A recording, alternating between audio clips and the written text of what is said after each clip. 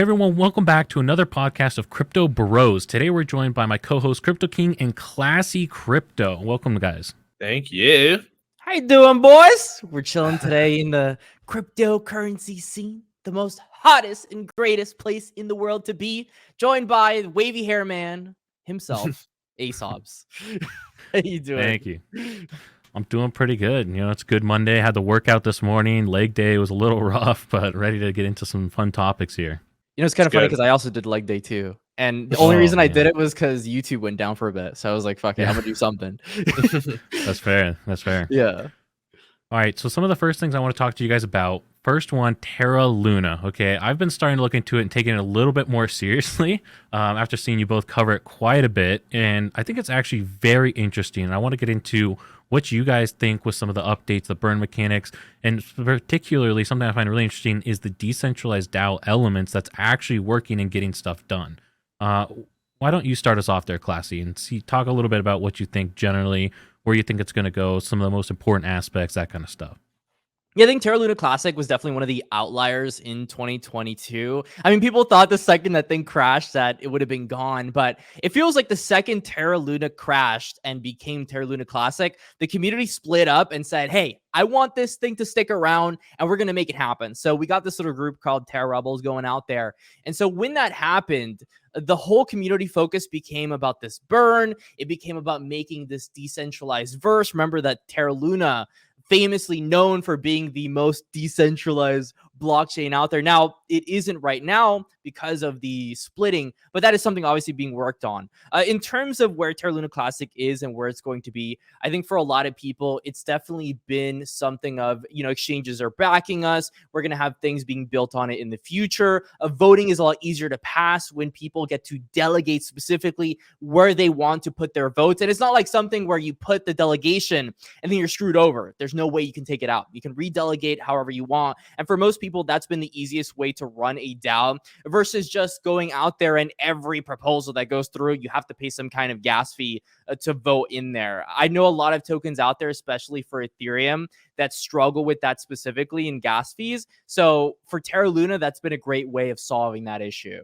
Yeah, no, I think that like Terra Luna is like it's incredibly special in a lot of ways. And I think like the biggest way that stands out to me is decentralized governance and how large part of the decentralized governance is part of the community, right? I don't think there's any other cryptocurrency that exists where people are that in tune with the governance and how it operates, and that's what makes Terra Luna so special. Like, for example, what I was able to do within Terra Luna, which really just revolutionized how people saw the blockchain, was, you know, I was contacted by this one guy. His name is Vegas. He's part of the Terra Rebels team, and he messaged me. He's like, "Hey, like, I really want to get a 1.2% burn tax proposal passed on chain. We should make this happen." And so he had messaged like every single content creator, and I just saw this in my message request because I have that set up. And I was like, you know what? Yeah, let's do this. Let's make sure that we get 1.2% burn tax on all transactions. I made a video on it, and that was the first video of mine in the Terra Luna Classic community that really did well, right? And a lot of people agreed with the message, obviously, because people really wanted to revive the chain and essentially just reverse the damage that happened from the over minting of Luna Classic, which is what initially caused the crash for the chain, right?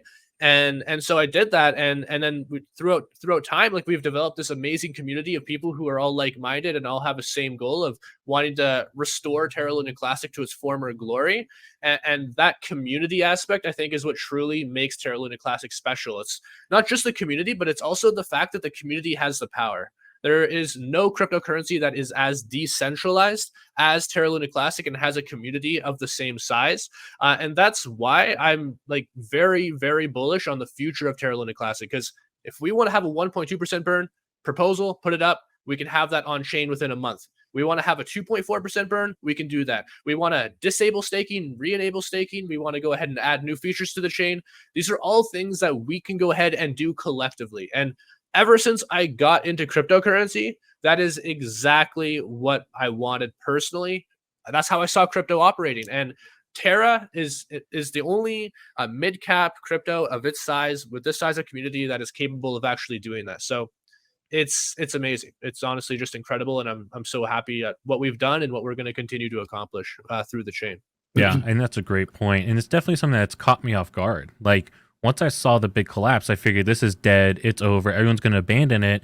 But looking and read into it a lot more, there's a lot of people still engaging with it. The community's still involved. There's still a decent amount of people involved in the ecosystem, which I think is interesting. And then I want to hammer down a little bit more on this DAO aspect, and I think that's kind of interesting.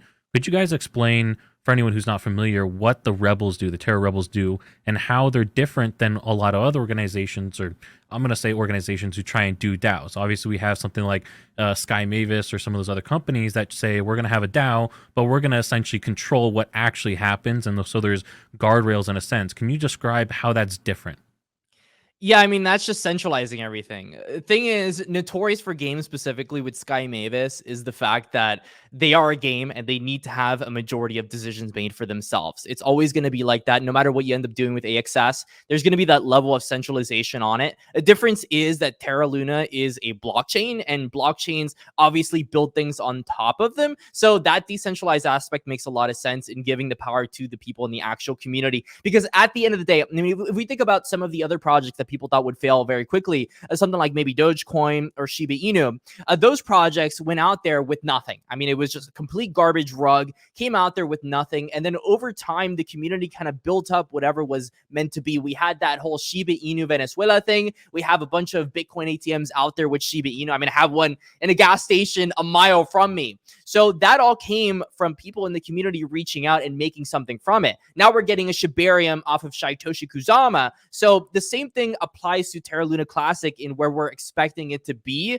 The community gets to decide what ends up passing because they get to delegate their voting power toward whoever is, supporting the Terra Luna Classic community the most. So I think in that sense, it is the most decentralized blockchain in the world. And that really in tune with centralized exchanges supporting the Terra Luna Classic movement is why Terra Rebels is so strong right now. They're really embracing just content creators, people in the actual audiences making things happen rather than just doing everything themselves and just not caring, right? That's kind of the Luna 2.0 way, which is why you see Luna 2.0 not doing that well.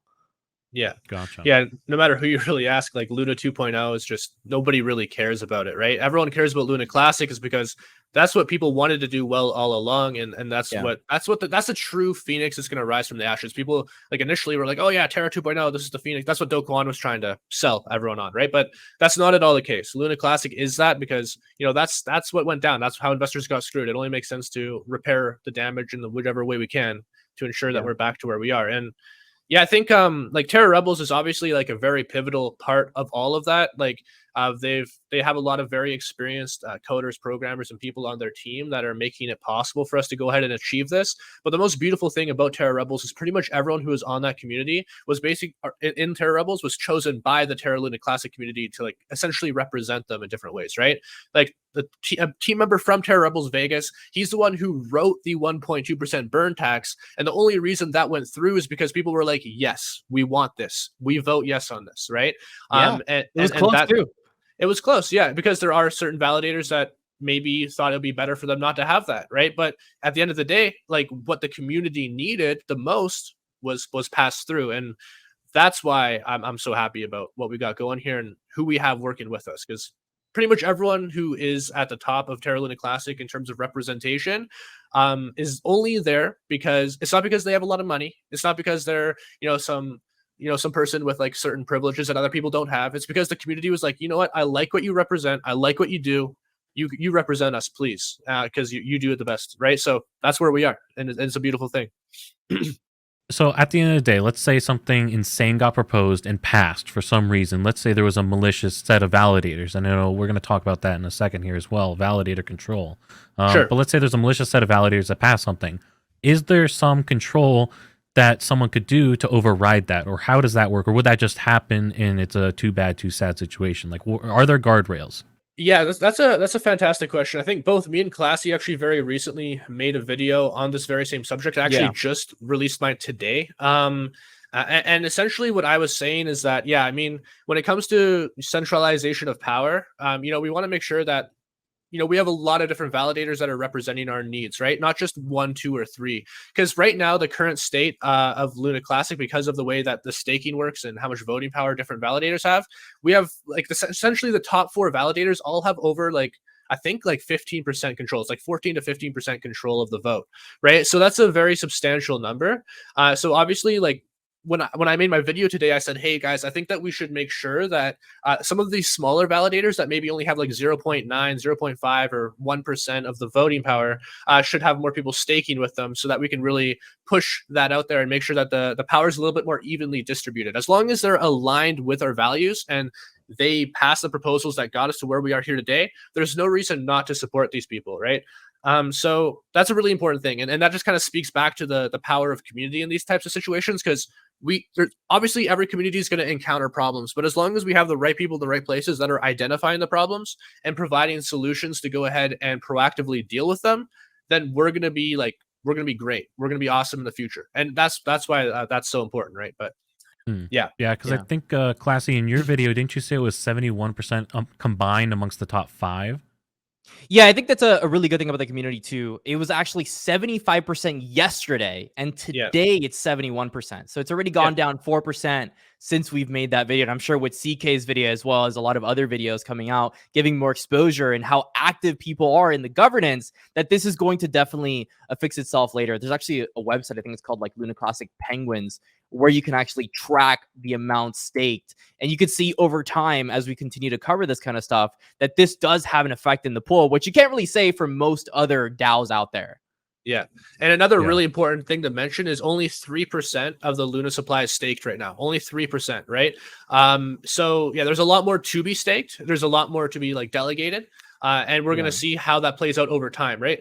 We know there's a lot of other validators that are also coming in October, right? So that's going to be a really important keystone as well, because there's a lot of people that are not staking until then because their favorite content creator, influencer, developer, whatever, is not going to be able to have their node active until then, right? So like it's a continuous movement, and there's going to be a lot that's going to evolve. But yeah, it's all going to be in benefit of the community at the end of the day. Absolutely. Do you think people should be avoiding the 0% commission ones? I saw a couple of posts that I thought were interesting talking about the issues where 0% commission, they're essentially there to get large share of the voting power and then potentially raise the stakes in the future when other validator nodes drop off because they're not able to sustain themselves. Do you think that's an issue? And should there maybe be a voting proposal with a minimum commission of 5%? And then it's up to the validator if they want to burn it, if they want to keep it, what they want to do. But to help avoid some of that aggressive and potentially bad competitive actions.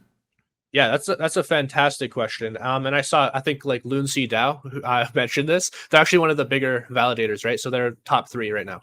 They mentioned this. So I really love Loonsea DAO. They're really funny. They have a lot of like really trolly Twitter spaces that are absolutely hilarious. But yeah, they mentioned this, and it's actually a good point. So what I will say is, with validators, the way that they're set up, you have a minimum and maximum commission, right? So if you see somebody that has a minimum, like it's currently at 0%, like that's their current commission, and then like the maximum is set to like 40% or something, and they have like a maximum change of 1% every single day, that's a huge flight risk. Because if you lock up your Luna Classic with them and they like bump it up 1% every single day for the entirety of the time that you're like staking, and then all of a sudden you check on it like a couple months later and it's at 40% commission, like you're getting screwed over big time, right? So I think it's not a big deal. So if somebody has like a current commission of 0%, but their maximum is like 5 to 10%, I don't think that's a big problem. I think that's completely fine, because at the end of the day, that validator, if they need to like recuperate a little bit of loss or whatever, they can go up to 5% or whatever. But just keep in mind that it's really possible. It's possible for the validator to change it, right? So you just got to look at the maximum number that they can have it at, and as long as that maximum number isn't like absurd, like 40% or something, I think there's no problem with it personally. Hey, hit it. Yeah. Yeah, that's a solid answer right there. Okay, so as far as proposals, do you guys have any ideas, as you've been in the community for a while, of proposals that you would like to see personally, or ideas that you have for proposals that you think could really help the community and push forward some interesting new aspects and ideas? Yeah, you go ahead, Classy. I'll let you go first this time. Yeah, sure. So for the most part, a lot of people have been wondering how to repeg USTC. And I think for the most part, like trying to solve that issue is something that is a tall task order. For the most part, we have to see ways to, take advantage of our blockchain and see how validators can take a role in playing part in some of the newer projects coming out. For example, like I know CK talked to me about like Meta Glory. We were talking earlier about it. And I was kind of like, well, this NFT project's coming out. We need to find ways to bring exposure to these projects. And so what better way than trying to introduce ways to have burns on specific projects in the Terra Luna Classic blockchain. So, something like that would be pretty interesting to explore, because it seems like the culture revolving around not only SHIB, but like Terra Luna Classic has been the whole burn thing. On top of that, finding community distributions and more stable ways to have staking rewards with obviously, an updated website on Terra Station, possibly our own, could be nice. We definitely need more official newsletters on Terra Luna Classic. So there's definitely a lot that needs to be done right now before we can even contemplate having a stable blockchain with, the whole boring stuff with not much going on. But overall, I think like starting off with that, and for sure, 100% making sure that there's a lower voting power cap, because right now I think 20% is way too high. Something like 10% would make a lot more sense, because we obviously want to have it as decentralized as possible. So that would probably be like number one priority, right? What do you think, CK?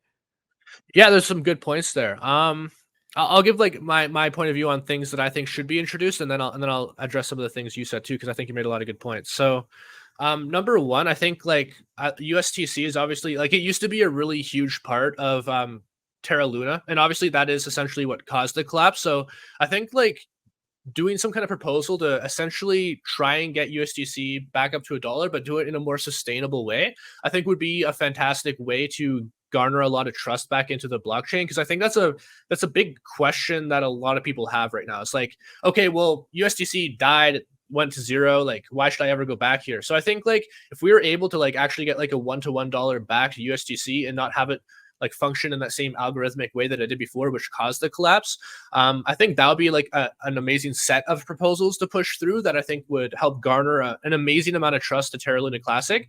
And then when it comes to like other issues within the ecosystem, I think like burns are a big thing, obviously, right? So I did a poll very recently, and this is the beautiful thing about Luna Classic is like, I just asked my community, right? In my YouTube like community section, I put a poll up like, do you think that our current Luna Classic burn is high enough, or do you want to have a higher one? And literally like 85% of people said that they wanted to have a higher burn.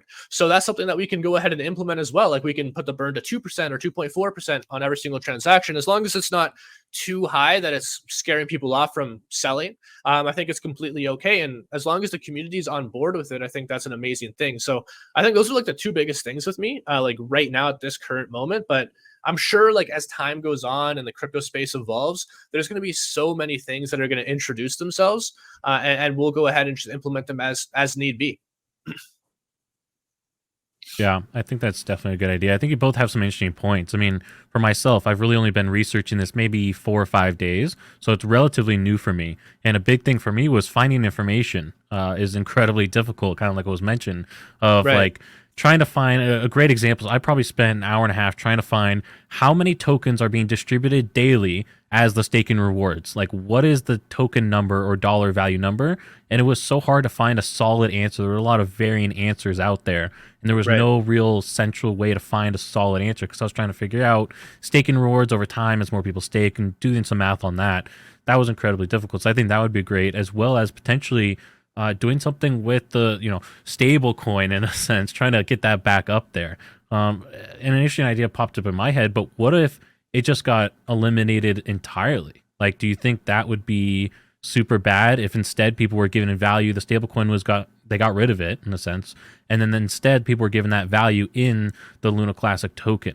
Do you think that could be a super interesting way to go approach it? Do you think it would be bad, good? What do you guys think about that?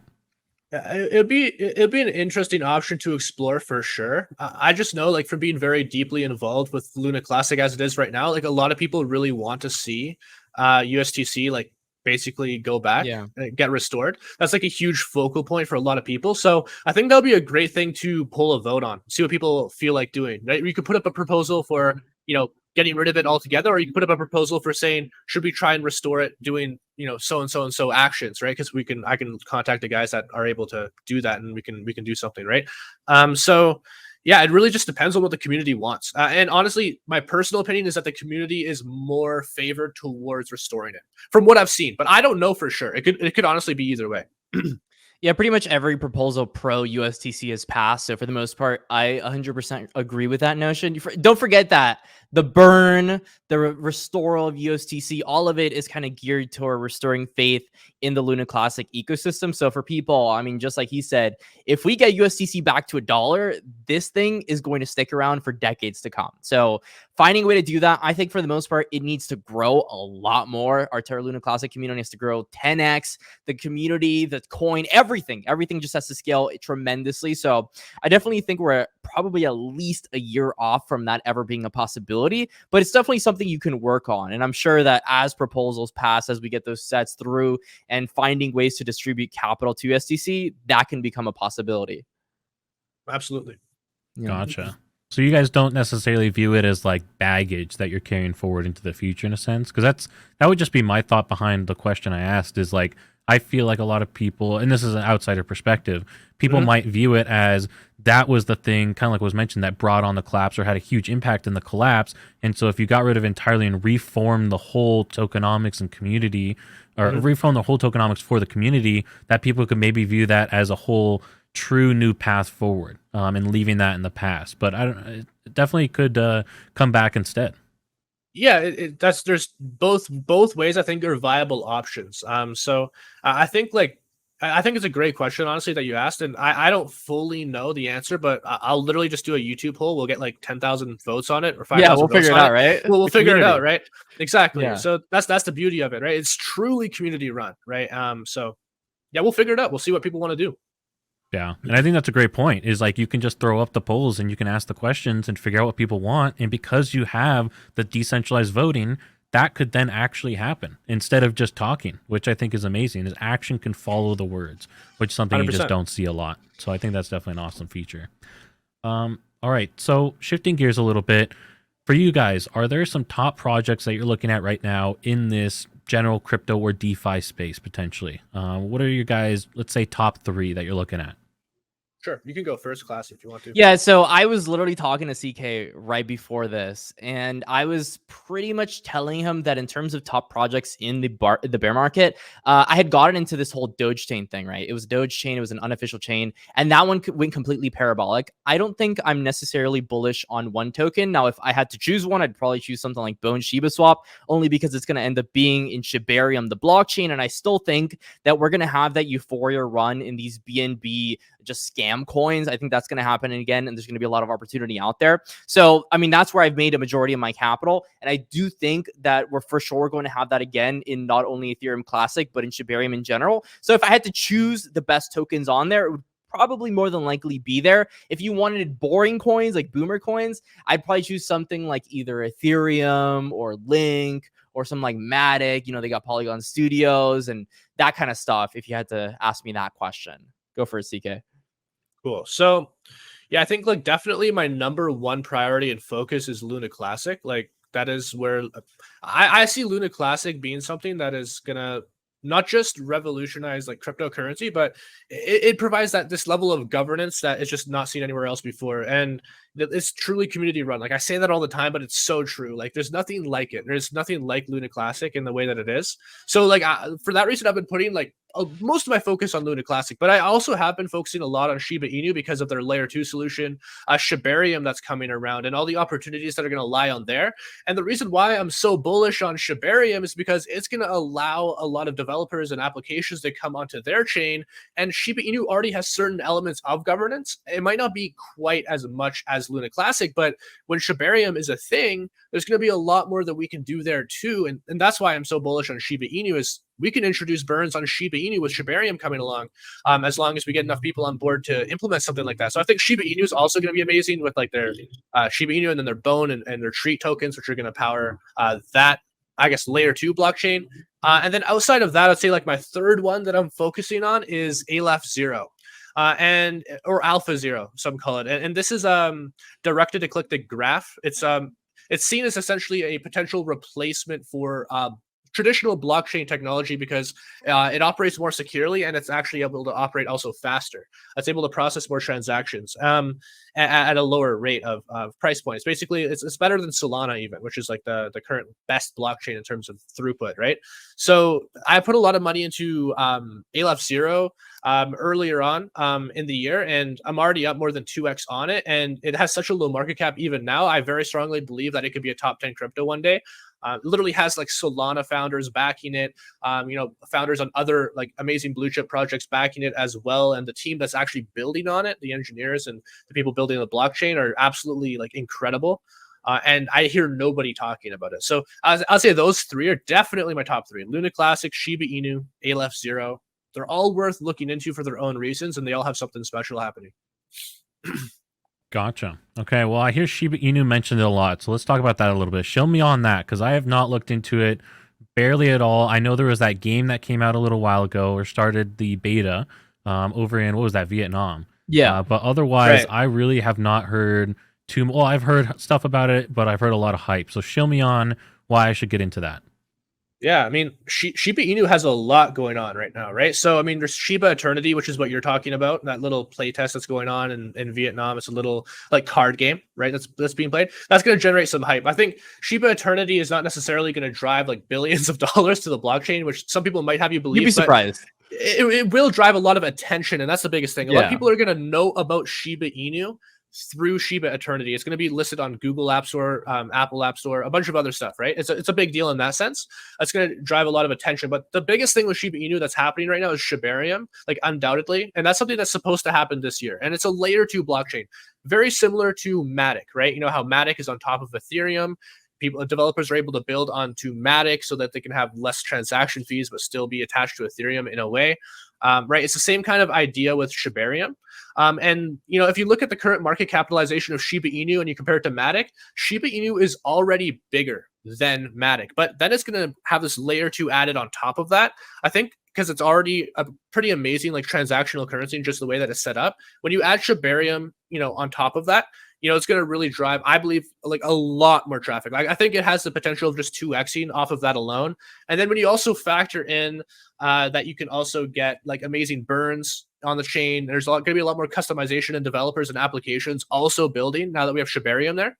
I think that there's a lot of potential there in that sense. And that's why I'm super focused on it. Because initially, I looked at Shiba Inu, I'm like, this is a meme coin, right? There's nothing to it. But then I read about Shibarium, Shiba Eternity, and all this other stuff that's happening. I'm like, okay, there's definitely something here. Yeah, so first things first with Shiba Inu specifically, it's kind of like he said, it's a lot to do with the whole community thing and being bigger, and Shibarium is going to be coming out. It's going to be a layer 2. That's great and all. But for me, I think the main driving point is probably a little bit further from that. They have a lot of partnerships, right? They've got most major exchanges on there, if not every major exchange. I think they hit 100 exchanges a couple months ago. And that's only because of the community making that a possibility. Now, they had something in Valentine's Day, had a huge like luxury retailer hop on Shiba. And in fact, you can pretty much get Shiba anywhere in the world. Now they're going to have an algorithmic stablecoin called Sheep. People are a little scared about Luna Classic, but I'm sure they're going to reveal the tokenomics and all that in the future. They're going to have a rewards token called Treat. They're going to have Bone, which is the utility token, the Ethereum, and then the gold standard, which is the Bitcoin of the Shiba ecosystem, Shiba Inu. So the entire idea is as Shiba Inu continues to grow as a decentralized entity, pretty much everybody and their mother is going to be talking about it, and it's going to become the new gold standard in cryptocurrency. Just like people judged Apple back in the day for having a ridiculous name, today everybody owns Apple, right? I mean, that's kind of where you go to the stock market.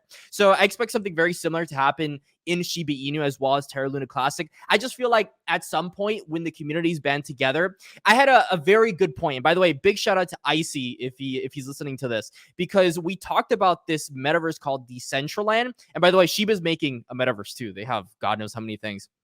Biggest point on Decentraland specifically has to be the fact that the OG Bitcoiners are there. It's got the OG of communities. And despite the fact that the game doesn't look that great, and it honestly just isn't that great in general, they have just such a tight-knit community that they can pretty much do everything together. And I think for a lot of people in crypto, it's really become just this community effort to bring something to light in the crypto space. And so that's why I think mainly these community-driven tokens like Shiba and Terra Luna Classic are going to be that much more successful than some of the other projects. Perhaps even like Polygon, right? Like I love Polygon, but I'm going to be honest, it's so much easier to get behind something when that many more people are behind something. What do you think, CK?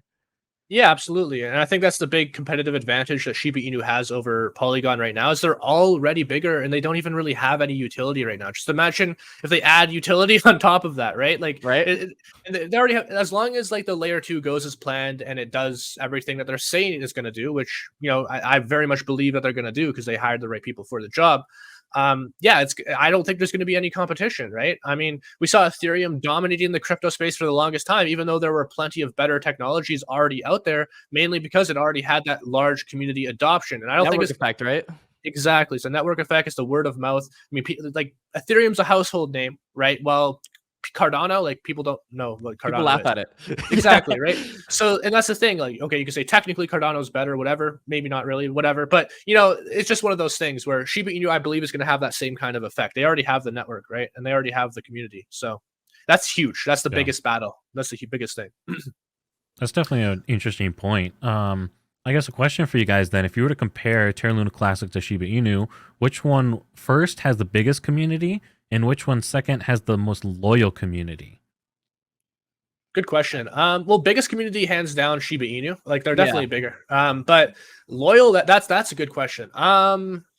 Which one's more I'd say loyal? Luna Classic is probably more loyal because I think Shiba Inu is so diluted, right? And it comes from a different cultural world. So, but they're really close, right? Because Shiba Inu's been there forever. So, I mean, you can't really compare, right? You have no idea. There's no numerical value. They're both extremely loyal. They're both extremely decentralized. They're both pushing whatever it needs to be pushed. And I think it's just really hard to compare it, right? Yeah, for sure. I have a huge following in both. They both are like super engaged, liking all the videos, commenting on the videos, giving their thoughts, opinions, giving critical feedback when it's needed. They're always, you know, a part of these polls. They're both so supportive in their own way. I think it's so hard to compare them. I honestly think that they're both amazing in their own way. And I'd love to see how Shiba Inu evolves when governance is a much larger part of the ecosystem. Yeah, that's interesting because right now we're so centralized, right? It's just Satoshi out there with the whole SHIB token community doing everything, right? I mean, like we don't have much of a say. It's kind of like the Axie Infinity world where they're just building whatever they want. But at the same time, we know that they're building with some AAA developers, some of the best in the world. We had that Blizzard guy come over. So I definitely see a lot of potential with SHIB. I just also really want to see that governance. Same here. Yeah. I think that's like the big question. So both are amazing. That's my answer. Yeah, me too. Okay, I think those are solid answers. I mean, for the viewers listening, if you're into Shiba Inu, why don't you like the video? If you're into Luna Classic, why don't you comment down below and we'll see which one ends up winning out there.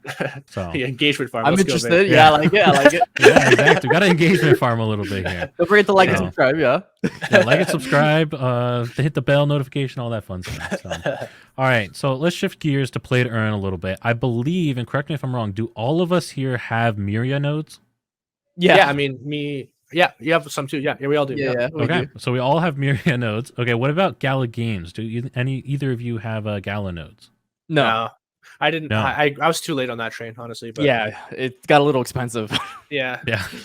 I remember when they were like, what was it, 8,000? I think when I first looked at them, and then slept on it for a couple months. Then it was like 20 something, and I was like, damn, that was like 90. That's an L. Yeah, I really wish I got into that earlier, for sure. Yeah, for sure. Yeah. For sure. So when we're comparing the two, Gala Games, Miria, why did you guys get nodes in Miria? And do you think Miria is going to do better than Gala Games, or do you think they're going to take very different approaches? Let's start diving into those differences. Cool.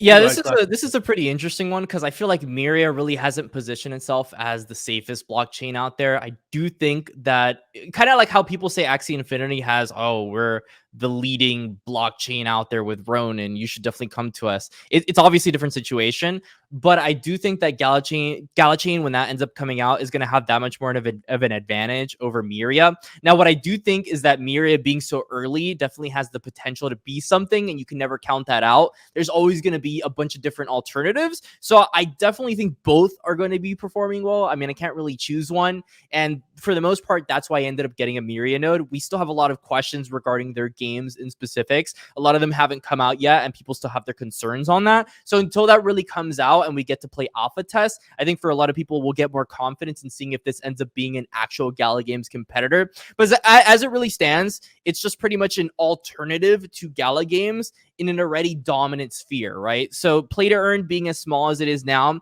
we just have no idea what's going to end up being added in both of these companies, to the point where you just don't know who's going to end up winning. But Gala Games, I'm pretty sure it's going to end up winning. What do you think, CK? Yeah, I think Gala Games definitely has that early bird advantage, which I think is like a double-edged sword, right? Like on one hand, Gala Games is very much ahead in terms of development, right? Like they have a lot more going on because they've been building for a lot longer, while Miria is new to the party. But being new to the party also has its own advantages in the fact where you can look at what worked with Gala Games, but you can also look at what didn't work, and you can apply both to yours, right? So if Miria does that correctly and they're able to actually go ahead and just apply all of that the best way possible, I think that they will definitely have a competitive edge, but that all comes down to execution at the end of the day. Yeah. And we have yet to really see like actual games, like playable games or demos from Miria, right? And that's the most important thing here. I mean, we've seen a lot of pretty pictures, and that's what got me involved in getting a Miria node. Is I saw, okay, if they can deliver like an actual battle royale game that looks like Fortnite with the graphics that they're showing here, like, okay, this is going to do amazing. There's not a doubt in my mind, like plenty of Web 2 people are going to come over and play on their ecosystem. But until we actually are able to play a demo or, you know, walk around in these ecosystems, yeah, we don't really know. And so that's just the risk. That's the beauty of crypto, right? Nothing's certain. But if it works out, like I think we all know, like Miria, you get a couple nodes, you're going to be doing pretty well if it's anything like Gala Games. So I'm really excited to see what Miria does, but they definitely have a lot to answer still, and I would really love to see some public playtests. That would be really important here. Yeah, I think that's definitely an interesting point. For me, like, one of my big things was looking at the team, first of all. And then since I bought my nodes, I've been really excited seeing a lot of projects, like just a ridiculous number of projects being involved or saying that they're going to be involved with the Miria ecosystem. I think that's been amazing. Like, I swear it's like every week I see an update of like 5 new projects joining or committing to join the ecosystem once it's fully set up. So I think that's definitely a huge potential there. I guess a question for you guys then, when it comes to both either Gala Games or Miria, do you think one of them in a year's time will have the throne as the biggest play to earn ecosystem, or do you think that they're going to stay in a second, third, fourth place position? Do you think, really, do you think they have the potential to take that throne spot and take first place for the biggest play to earn ecosystem? Yeah, it's a great question. Yeah, for me, that's a no-brainer. I think definitely one of those two are going to be the number one blockchain out there. 100%. Gaming. Yeah, I agree. I think Gala Games more than likely will have that spot. I think Miria obviously has a lot to deliver still, and they have a lot to develop. And Gala Games is just ahead of the curve. Like they already have playable games, right? Which is obviously massive. So I think Gala Games is definitely going to be there. And that's why I'm invested into Gala Games personally. Like I have their tokens, the Gala token and everything. And I really believe I actually play their games every once in a while. Like I actually enjoy playing Spider Tanks, which is incredible to say in the play to earn space. Like, it's so hard to find a game that's actually playable for one, and then second, actually fun, like unheard of, right? But Gala Games has done that. And then I've also had the opportunity to play Superior as well, which is also an incredible game. So, you know, they're doing great. So I think they'll definitely be there just because they have playable games. But yeah, it's good that Miria is here because they need competition, right? I think, I don't think, you know, having essentially a monopoly is ever a good thing. So Miria coming in here, taking a little of the market share is a good thing. Makes them work harder and be more competitive. So I'm excited for that. Yeah, I think I'd agree with that. It seems like both of them are building really hardcore, and they have a lot of experienced team members. Like they know game studio, game development. They know what's going on here and how to build out platforms. And so I think that they definitely will have potential. At the very least, I would foresee both of them being in the top 3 probably. Like there might be one other that ends up winning out, but I think, like you said, most likely one of those two is going to take first place, and the other one will probably have either second or third. Like they're just building up to have a serious Kickstarter year or kickoff next year, and I think that next year is just going to be insane for them. So yeah, I think both ecosystems are going to blow up for sure. But as far as, let's say, Web 2 studios, do you think any major Web 2 studios, or what do you guys think is going to be the first major Web 2 studio that's going to come in here and just full send into NFTs? Obviously, we have different ones dabbling a little bit right now, but we haven't seen a full commitment yet. What do you guys think is going to be the first one that's just going to full send it? We have one Web2 studio that has committed. The developer of Final Fantasy, Square Enix, I think it's called. They've gone ahead and they've actually invested into a full-on studio specifically for NFT games, and they're starting to do that like right away here. So that's going to be really interesting. I'm really, because like Final Fantasy obviously is a massive franchise, a huge game that has been around for as long as I can remember. Like I remember when I was 5 years old, I was playing like Final Fantasy 1 and 2, and those games they were around for 20 years before, like already, right? So like that's huge, and they're still making new games today. And the fact that they're going ahead and now building NFT games, I think is going to be massive. Now, I don't know of any other people that are committing as much to Web3 as Square Enix is here, but that's massive. I'm really excited for that. That's a pretty interesting one. I didn't know about the Square Enix at all, actually. For the most part, the only thing I've heard from Web2 games is the Microsoft funding a game, and then it was like Epic Games supporting the onboarding. I mean, it just makes logical sense that Epic Games at some point is going to integrate blockchain gaming into one of their games. We just don't know when that's going to happen. I would suspect next bull market, when things look more attractive, they're going to end up taking the risk. Right now, remember, they have shareholders, they have all these kind of things that they have to worry about. So it's definitely not in their best interest right now in a bear market to be integrating things in blockchain. So probably next year, we're going to see a lot of Web2 companies, specifically in gaming, come out. I mean, CK, do you know about that game? It was literally like, I think yesterday it raised $200 million in the play to earn space. So I mean, they're still raising an absurd amount of capital in these play to earn games. They're not going to be going anywhere anytime soon, and I definitely think they'd be dumb not to participate. Now, is there going to be a world where play to earn coexists with Web2 gaming? Yeah, it's going to happen for sure. But I think those that experiment in both avenues are going to be the most successful long term, right? You got to dabble your toes in everything if you're going to be that marketplace for gaming.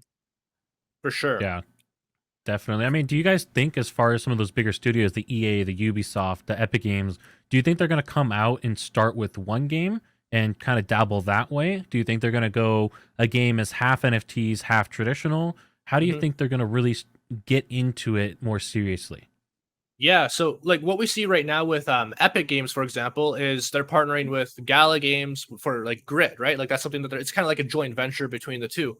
So Grit is going to be like a cowboy style battle royale game, and I think that'll have a lot of potential. So I think this is exactly what they're going to do. They're just going to kind of dip their toes in these traditional Web2 companies that have already created amazing games. Like Epic Games made Fortnite, for example, right? Or that's where Fortnite is, rather.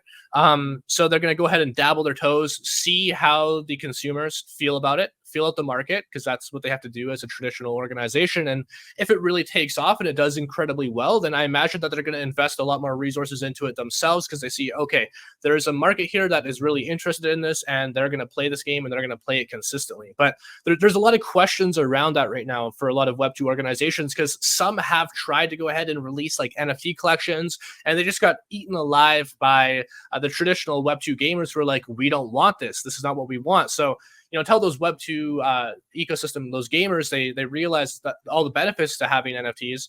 I don't think we're going to see it as much, but at the safest route, which what we're seeing with Epic Games, I think that we're going to see a lot more of that. We should just dip your toes in, see what happens, right? Yeah, I think a great example for that was the Ubisoft release last year. I mean, it was like Ubisoft Quartz, and they released like a couple guns for like Tom Clancy. I already forgot what the game was called, but the second that they did that, everybody went on top of Ubisoft. They were like, Ubisoft is peaked. They're gone. They're the next EA. Garbage. Yeah, that's going to be the sentiment. I mean, we did it to ourselves. We had Peg Axie. We had Axie Infinity blow up. We had Stepa and a bunch of Ponzi games blow up. What did we expect? People hate us. But it's with reason, though. Honestly, it's with reason. I think next cycle, when we have nice marketing, we make a sustainable game. A lot of these games are doing their QA right now in the bear market. They're getting all these guilds, working with them, and just going ahead and testing out their games, making sure that we don't release NFTs/tokens until we're 100% ready. Because, I mean, just like he's talked about the whole Myria situation and Gala Games, got to make sure that we learn from the guys in the past, because if we do the same thing, it's just going to be a loop again. And I just don't see play to earn surviving if it continues down the same trajectory long term. Absolutely. And that's something we really just have to learn from our past transgressions. This is something that I preached all the time when I was still making play to earn content. It's like, hey, like okay, these hyperinflationary, no utility type economies, right? Like, this is not going to work. We can't be going in here hoping to make millions of bucks, because whales are going to come in early. They're going to dump on your face, and you're going to be left holding the bag, and you're going to be down 99%, which is what happened with, Step-In, Peg Axie, Axie Infinity, right? Which is very unfortunate. So yeah, we need to focus on the game, and that's what Gallant. That's why I'm so bullish on Gallant and Miria. They're focusing on the game. Yeah, definitely. I mean, we got to avoid like you said, the hyperinflation, the Ponzi-nomics, a lot of these issues that have come up in the shady past that are devs. just The AXS extremely pumps. unsustainable. Yep. Yeah. The pumps, there was definitely a lot of things that we can learn from the past and move forward. As far as a sustainable economy, though, what do you guys think is maybe the best way to go? Should it be a one token? Should there be no tokens? Should we have multiple tokens? Should it just be NFTs that you're using for skins? Should it be NFTs that get you buffs and stuff? Like, what is a way that we can actually make an economy that's not going to go to zero in 3 months? Yeah, I think That's a good question. this is a pretty good one. Yeah, exactly. So first things first, buffs I don't like. For example, like spider tanks, I love the game. I hate the fact that tanks in that game give you buffs. I think that is something that is going to really hinder the game in its growth phase if it tries to cater to these Web2 gamers. Now, here's the big thing. If we end up not having buffs, okay, what do we do? Well, we can do cosmetics. Cosmetics only work if the game is popular, though. The second the game stops being popular, it goes to the dumps and it's nil to nothing. And the problem with a lot of those games is that a lot of games are not doing that. Now, can we give them certain advantages like levels, et cetera, et cetera? That's what most of these games end up doing in Web 2. I feel like trying to imitate the model that most traditional games are doing could probably be the first way of doing it. But overall, like I've really looked into games, and I feel like if you could develop some kind of either stable coin or just make it so that it's revenue based, like, okay, we made a bunch of money this quarter, let's go ahead, reinvest some back into either NFTs or events or tournaments or something like that. That's the easiest way of going about it. I mean, it's just like making esports competitive, but paying it off of your revenue in crypto. I mean, that's just a no-brainer to me. Making free NFTs, making it easier to onboard and just go from there. But that model just doesn't make a lot of money. And the thing with a lot of these crypto games is they're money first. They know they're not the best games in the world. We talked about it. And it's just like at this point, we have to make sure that the ones that you see blatantly going for all these buffs and all these crazy things that you run away from. Because those guys, they're not planning ahead. The ones that are planning ahead are the ones that are thinking about, okay, once we release full, because another thing about crypto games is they have this thing where people think it's like revolutionary. We're going back to the 90s where we're seeing development happen live. But at the same time, we know for a fact that most of these games in development right now, not only do they look bad, but they don't really have anything planned for full release. When they have full release, it's going to look just as bad, right? It has the same graphics. So no matter where you end up building this thing, keep in mind that most of these crypto games are not here for a long time. They're here for a ruggy time, I guess. I don't know if you want to say it like that, right? Yeah. They're about to pull it for a little bit. Yeah, questionable time. So definitely that's probably where we're going to be moving, is some kind of stable coin that makes sense. Maybe you can have a reward token. I don't think scholars are bad. I think that capping the amount of rewards is also necessary. And then you could maybe, if your game has enough hype, like if it's like Riot going out there, you can make it so that you need an activation code to enter, like Step-In, except you cap the amount of people entering and you don't really make it so that people just give out activation codes. It's just kind of random every now and then. So I feel like that would be, at least theoretically, a better model than what we have right now. Potentially, yeah. I definitely that's a couple ideas, right? Yeah, definitely. I think something interesting that you brought up, though, that maybe I disagree a little bit, is you were saying that they can essentially copy the way the Web 2 games are doing things. And I think, generally speaking, you could copy 70-80% of what Web 2 games are doing. But I think the important distinction is, like in Clash of Clans, if I buy 1,000 gems for $10 and I use 500 and then I quit the game, the other 500 sit on my account, it just sits on my account. I can never do anything with those gems. I guess in theory I could sell my Clash of Clans account, but then you get into like a whole set of problems with that. And it's illegal, technically. Yeah, it's violating terms of service, all that kind of stuff. So, but generally speaking, if I have a bunch of extra leftover gems, they just sit on my account. The company gets the money. It's a done game. It's worthless. But with crypto gaming, once you make that a cryptocurrency, now I can I'm done with Clash of Clans. Let me dump those 500 gems on the market. And you can have some of those issues that I think come in where they have to consider that aspect of it's not a individual account with their individual money, and it doesn't matter how crazy you let the economy go because it only affects that person. I think that's an interesting aspect that they also need to be aware of is like Right. once it's made, it's out there, and you need a way to actually use it, utilize it in game. You need to incentivize players to spend it instead of dumping it on the market and quitting the game. So I think that would be the distinction that I would contest a little bit. Yeah, I think that would drive a lot more interest in the economy itself. So I think overall that would be good. I think when we're talking specifically about like competitive games, like if we're gonna make like a Web3 Valorant, I don't honestly see any reason to have like a actual like token and native to that game. Like I don't think need to be like a Riot Point token. I think that you could just do stable coins, honestly, and I think it would be completely fine, and it would cause a lot less troubles for the ecosystem as a whole. Um, but when it comes to like specific, like maybe like those mobile type games that are a little bit more on the pay to win side of things, I think yeah, okay, you could have like some kind of in-game currency that you can purchase and mess around with. I think that would be a lot more suiting for that because the players would be a lot more inclined to like trade with one another in those types of settings. Not that you wouldn't be in like for like Valorant skins, but it just makes more sense to me. And another thing with like competitive games specifically, why I think that stable coins should be the main focus is like you want to, if you're going to have a competitive like esports game, you want to be a cash generating business, right? And I don't think it really makes sense to have like a very volatile asset like a cryptocurrency to be paid out for your events. Especially with all the type of manipulation we've already seen in the past. I think just having like stable coin prizes for per tournaments would incentivize the competitive players to actually put more effort into the ecosystem, and there wouldn't really be that risk of it just completely dying as long as the organization, the Web3 org that is organizing everything, is doing it the right way. But yeah, it's kind of my 2 cents on the function of those economies. Yeah.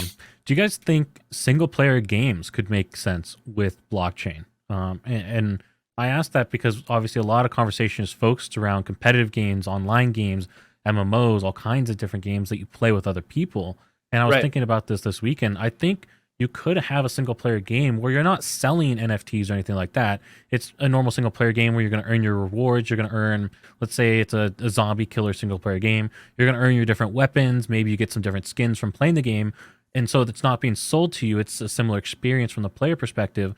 But then maybe you get some weapons like a legendary chainsaw or something. And you don't like chainsaws, you like shotguns, let's say. And so you Right. could actually go to an NFT marketplace and someone else could buy that chainsaw from you and use it in their player experience. And so it could enable some back and forth through a marketplace, but it's still a single player experience.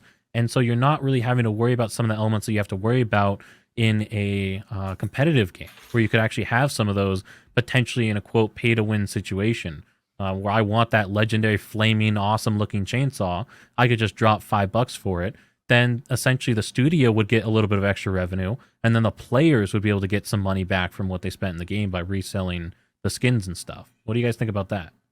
Yeah, I think that's a really excellent idea. I think personally, because that would also incentivize the studio to continue working on the title that they've released, and I think it would be a good step away from the traditional Web2 way of doing things for like traditional like single player games, right? Because what they generally do right now is they release the single player game, the title, players play it for however long, they buy however many copies, and then they go ahead and release a new game down the road. But what I think that would allow these organizations to do is if they generate enough revenue and there's enough people playing the game, trading, and doing all these things, they could just continue working on that same title and continuously add content over time, like what a lot of these competitive multiplayer games do in Web 2 right now.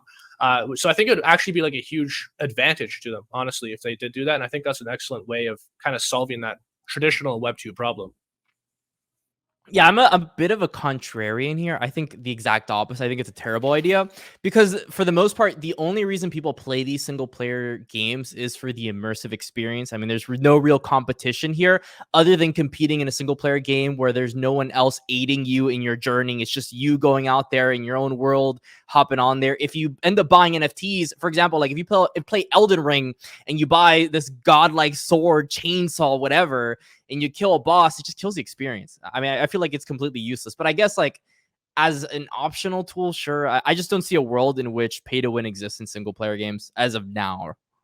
I wasn't Yeah. thinking like so much pay to win. I was thinking more so like being able to just trade items. And I think like if they have like level caps, like let's say in Elden Ring, like you have to be like this level or whatever, like whatever single player game, you have to be this level to equip this item. You wouldn't be able to get like an end game weapon at the start of the game, right? But you would be able to, I guess, in some ways, probably take slight advantage of the system. You could buy the But best weapon, right, in that level cap. It would still kind of kill the experience. I don't know. I don't see it. I don't see. I don't think tokens being a part of it too would be a good idea. I think just like NFTs, honestly, but that you could trade between people. But yeah, I definitely see like how there could be potential problems with that too. I just don't Yeah. see it necessarily like hurting. If like it's done the right way, that there's like actual strong level caps and stuff like that. But there's always some way that someone will find to abuse it, honestly. Exactly, right? Yeah, Yeah. that's true. That's true. I'm sure some game's going to try it with a single player, and it'll be interesting to see how they take that approach because it definitely would need to be a different approach than your online multiplayer game. So we'll have to see, I guess, what comes of that. But there could be maybe some interesting use cases that could come around for that. For sure. So Yeah. yeah. Something else I want to touch on, Classy, you brought up earlier scholarship models. Sustainable scholarship models. How can that actually be done in a sustainable way? What do you guys think about that? Yeah, so there's already one that is kind of doing it in a way. It's called Ice Poker, and it's one in Decentraland. IC showed it. And for the most part, the only way you can make something sustainable is if you have some kind of NFT that someone delegates to you. And then you, as the player, can earn the token off some like crazy, rigorous, stable amount. Like I said, you can't give people more than you can burn out. So you have to be net positive revenue. It's really complicated, but I feel like at some point there's going to be rental systems for a lot of these higher paid NFTs. For example, I think like Spider Tanks is doing it with the Silk token. You could rent out one of the tanks, you can earn money, but at the same time, that just exacerbates itself. The guy earns profits, he buys more tanks, he mints more tanks, and then it's a vicious loop. So it's hard. It's really hard to balance out games, but like CK said, it's a no-brainer if you go the stable coin route because you can't ruin it, right? Just Yeah, don't just do it don't- algorithmically. Just no. Normal stable coin. Use like Back it. USDC or something. Yeah, right? Like back it. yeah. No, Yeah. I agree. Like I look at scholarships and just how they destroyed a lot of the play to earn ecosystem and the confidence within it. And I just want to stay so far away from it because I think it's so toxic, right? It creates like so many people that are just so upset, right? There's like the scholarships who are Yeah. no longer earning money that might have quit their job. There's the investor that's down 95%. You know, like everyone, like pretty much everyone loses in those situations except for the developer who got a lot of clout and probably a lot of money off of marketplace fees at the time, right? I mean, Yeah. like, and the whales, the early investors, like the Series A and, you know, the seed round guys, like those guys did well, okay? But, you know, pretty much everyone else like kind of just got destroyed in the process, right? And I think that's it's not great. I don't like that, obviously. As someone who's lost and, you know, Axie Infinity as an example, I've been through it myself. So yeah, I think that, I mean, I haven't seen a model for scholarships that works, and I'm not confident that there is going to be one anytime in the next 5 years, even that's going to be sustainable over the long term. But I do think in the very long term, like maybe 20, 30 years in the future, that's something that is possible when like AI and, you know, robots are essentially just doing everything for us. I think that will almost be a necessity, is like people will have to like play games to, if we're still going to have a capitalist working society, right? Games or Player One, metaverses. yeah. Exactly, right? That's essentially that's the vision I view. Like I don't necessarily want to be there, but like that's the only way I can see it working, is if that's like Yeah. what everyone's doing, right? Everyone's on an even playing field. Do you think it was the scholarship models that ruined those games, or do you think that it more so accelerated the inevitable with the cashing out? It's both. It's like, I mean, they definitely, like, if the scholarship program was never there, it would have never blown up, but at the same No. time, it also would have never collapsed. So like, I think the scholarship program was the problem always for all these ecosystems, like Peg Axie, Axie Infinity, Krabata, you know, whatever the fuck new game comes out tomorrow that's going to try and rug investors again, right?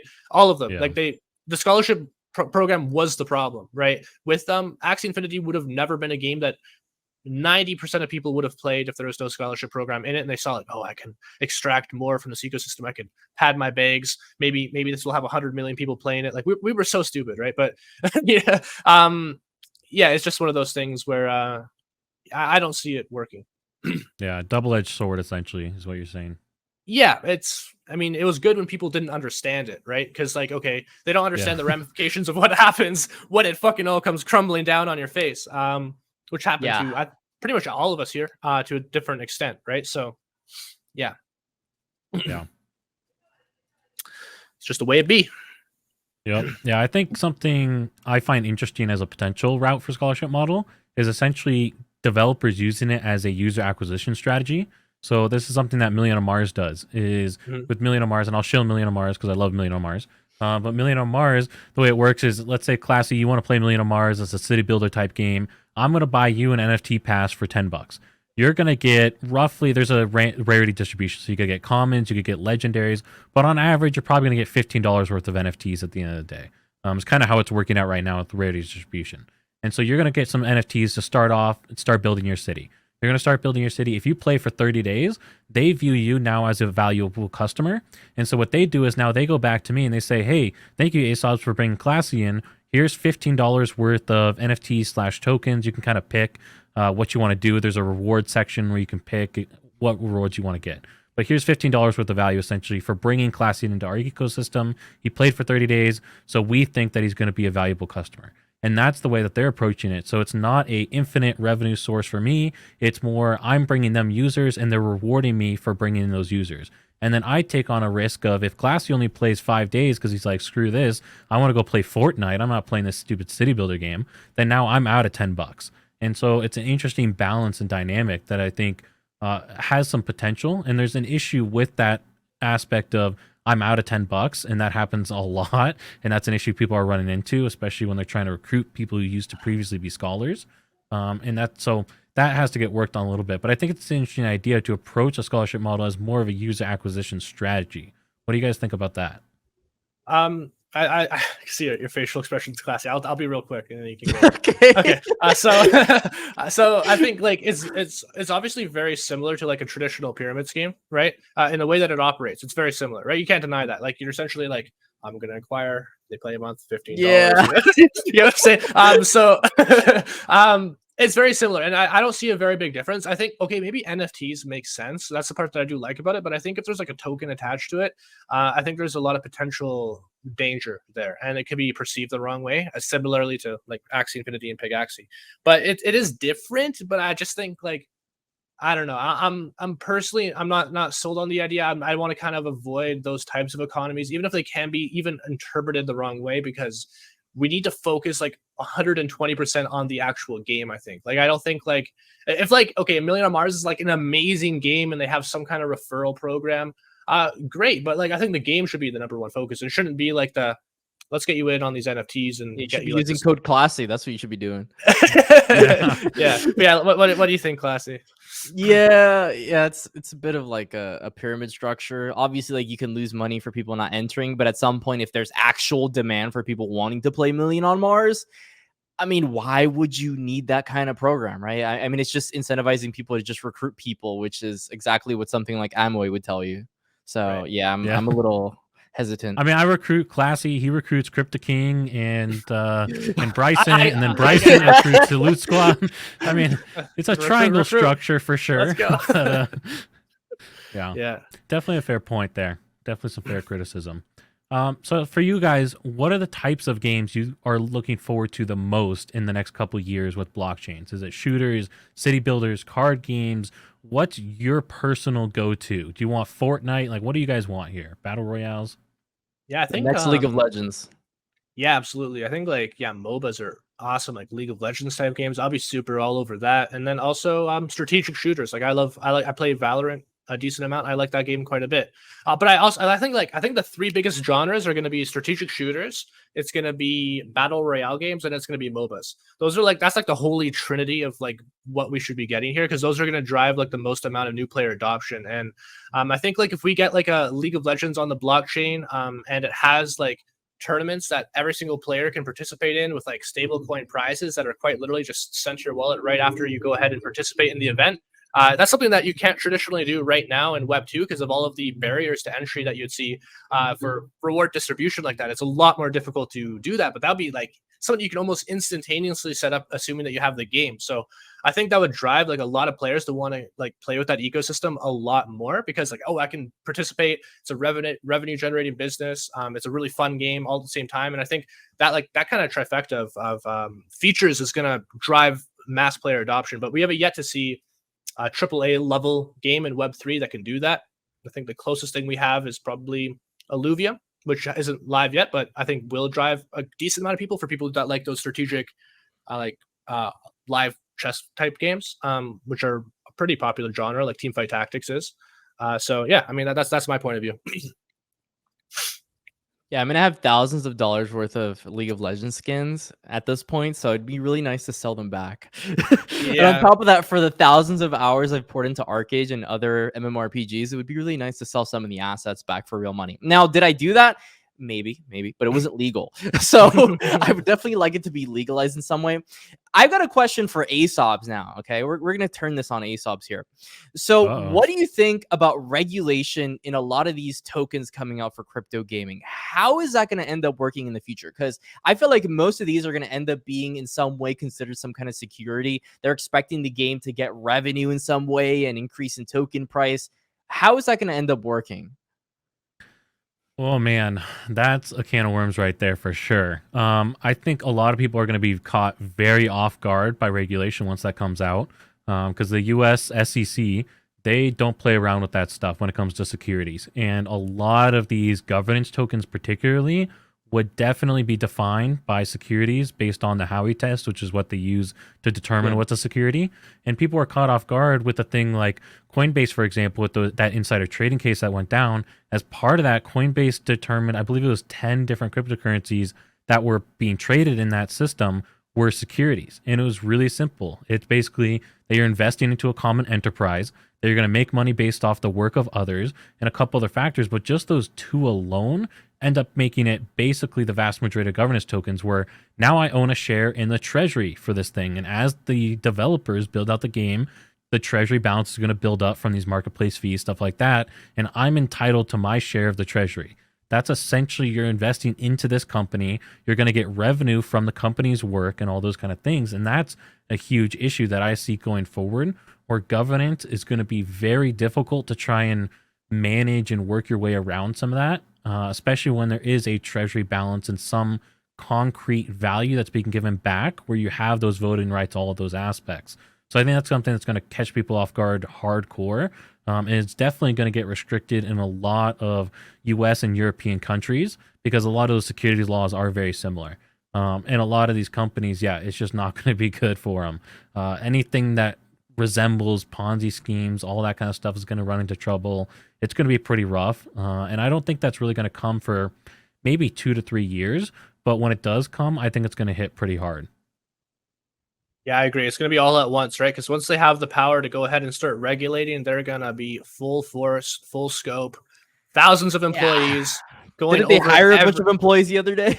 They did. They have a whole department that they hired that is going to be focused entirely on that, right? So that's massive, and that's going to be a scary time for some people who are doing the wrong things. I'm going to say that for sure. But and the thing is, like, the blockchain, like, even if they start looking at this 2 years down the road, like, all the history of everyone in the last 2 years is all going to be available too. So they're going to look through everything, right? They're going to see a lot of interesting stuff there. And I think ultimately it'll be in the, I really hope it's in the best interest of the consumer, what they do with the regulations. We have no way of knowing exactly how they're going to regulate the space, and it's a really difficult task, no doubt. But yeah, I'm laser focused on exactly what they're passing, when they're passing it, because that literally will tell the future of crypto as a whole, undoubtedly.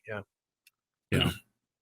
I think something that's going to catch people off guard the biggest would be the alpha groups in particular, because that potentially, depending on how the alpha groups are structured, could definitely be classified as insider trading, which then will probably get some regulatory action as well, or more enforcement of those laws. And I think that's something that's going to really catch people off guard that people don't think about, is it's not just going to be they're going to define things as securities. It's that they're going to also bring all the other laws and rules that come along with that and really enforce them hardcore. So insider trading, scams, all that is going to get absolutely crushed. And I would be very scared to be in some of those situations in a couple of years. Absolutely. Yeah. People gotta be careful with your well groups, okay? Yeah. That's the issue with it all too, because remember, you're also giving advice to people, so that's a whole other issue on top of that. Yeah, I'd be really careful if I was in those groups for sure. Like I've Absolutely. dabbled in those groups before, and it's ridiculous what's being said in there, especially in the scam coin space. Those being proposed every other day in these anonymous accounts in these groups, it gets ridiculous, and that's one of the avenues that I do think is going to be good for these actual groups to be regulated, because I just feel like it's unnecessary. Yeah, it gives some people an insane unfair advantage, and it's going to make it more fair for the average user going forward, the average crypto investor. Yeah. And so I think it's going to be a rough, let's say, year or two once the regulation comes. But long term, I think regulation is going to be so healthy for the general ecosystem of cryptocurrencies. We're going to avoid these big scams. We're going to avoid huge cases of insider trading or huge questionable cases where you're sending a few $1 million over to Binance or something like that. Who knows? But some of those kind of things could definitely get shut down, and it's just going to end up being a healthier system for everyone. Absolutely. Yeah. Yeah. So I guess another question for both of you to kind of end it off here. So Classy, you were touching on the issue of with alpha groups giving financial advice. And something I want to talk to both of you about is, as people who are providing information about different cryptocurrencies, how do we make sure that we're responsible and avoid that line of providing advice versus just giving people information? How do we make sure that we're safe and draw those distinctions and don't mislead people? Yeah, I think this is a really hard one for a lot of people in the space. For the most part, for one, if you're doing sponsored content, disclose that, right? You need to do that. That's one of the basics that you need to do in the space. For some reason, people don't do that. But for the most part, you don't tell people to buy. You tell people your opinion on a specific thing of what you are doing, but you never tell people or encourage them to do the same thing. For example, you can't make a video going like, you should buy Shiba Inu right now because this thing is going to 10x tomorrow or something like that. Some ridiculous stuff. You need to go like, well, in my opinion, based off of the research that I presented in this video, I think that this is a definite possibility, right? But I'm just showcasing my research. I'm showcasing information, news on a specific thing. I think that's perfectly fine. And that's just a creative thing that you have to deal with in the cryptocurrency space specifically, especially in finance. Good thing for you is that there are plenty of content creators in the actual Web2 space, aka stock market, that are doing the same exact thing, which are perfectly fine, right? They're showcasing the stocks that they like the most. I know a great one is Financial Education. I don't know if you guys watched him in the pandemic, but he was like one of my go-tos. And he pretty much went over, I love Carnival Cruise Line because of this, this, and that. And this is my research based on the PE ratios and everything else going on within the company. In that sense, you're not doing financial advice. You're just giving your opinion on what you think is really cool and what you should cover. And in that line, you're going to be perfectly fine. But the second you start going, this new coin is great, and this new coin has a bunch of potential, and you need to grab it, you can't miss this opportunity, you're going to go to court. Yeah. Yeah, it's important to make that distinction, right? I think especially like newer content creators, they make a really big mistake of saying like, buy this now, go ahead and get this coin right now. You're going to make 10,000x returns, right? And you can't say that, but what you can say is like, I personally think that this is a fantastic investment, and this is why I put so and so amount of money into this project. And Yeah. those two lines are like very, very big, because one of them is going to get you a massive lawsuit that will potentially cost you millions of dollars, and the other one, you're completely fine, right? So it's just really about how you say things, and when you say them, and it's just about the context, really. I think a lot of it. And if you go ahead and if you want to like protect yourself, if you're a content creator, you can literally just put a disclaimer in your about section on your YouTube channel and in the description of all of your videos, clearly stating that nothing you say is financial advice, and everything that you do is for education and information purposes only, or entertainment purposes only.